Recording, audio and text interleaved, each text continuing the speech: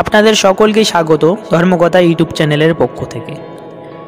শুনুন লোকনাথ বাবার অলৌকিক লীলা। এই লীলা কাহিনী শুনলে আপনার মনেও বাবা লোকনাথের প্রতি দৃঢ় বিশ্বাস জন্মাবে।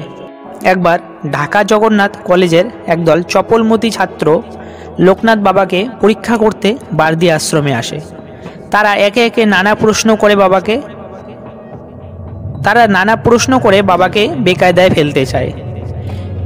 বাবাকে বেকায়দায় ফেলতে না পেরে শেষে বলে, বেলা এখন দুপুর, এখনই আমাদের ঢাকায় ফিরে যেতে হবে, কিন্তু এই প্রচণ্ড রোদে এই বিরাট মাঠ পার হয়ে কিভাবে যাব?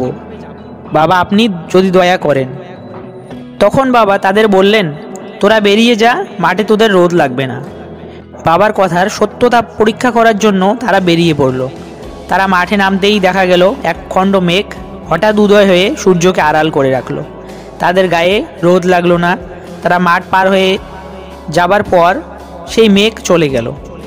এবার ছাত্ররা বুঝতে পারল লোকনাথ বাবা একজন সাধারণ বা সামান্য সাধু নন, তিনি একজন ব্রহ্মাজ্ঞ মহাপুরুষ। ছাত্ররা তখন বাবার আশ্রমে ফিরে গিয়ে বাবাকে বললেন, মাঠ পার হতে আমাদের কোনো কষ্ট হয়নি আপনার দয়ায়, কিন্তু মাঠ পার হতেই আবার প্রচণ্ড রোদের তাপ পেলাম। ঢাকার আগে দয়াগঞ্জ পর্যন্ত যাতে ছায়ায় ছায়ায় যেতে পারি, আপনি যদি কৃপা করেন। অন্তর্যামী বাবা তাদের মনের কথা আগেই জানতে পেরেছিলেন। তিনি বললেন, দয়াগঞ্জ পর্যন্ত তোরা কোনো রোদের তাপ পাবি না। এ কথা শুনে তারা খুশি হয়ে বাবাকে প্রণাম করে বিদায় নিল।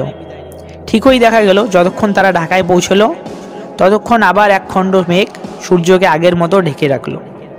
সেই ছাত্রর দল যারা এত দূর থেকে বাবাকে পরীক্ষা করার জন্য এসেছিল, তারা সত্যই বাবার কৃপায় ধন্য হয়ে গেছিল এবং তারা বাবা লোকনাথের অসীম শক্তি বুঝতে পেরেছিল। জয় বাবা লোকনাথ, জয় ব্রহ্ম লোকনাথ, জয় শিব লোকনাথ।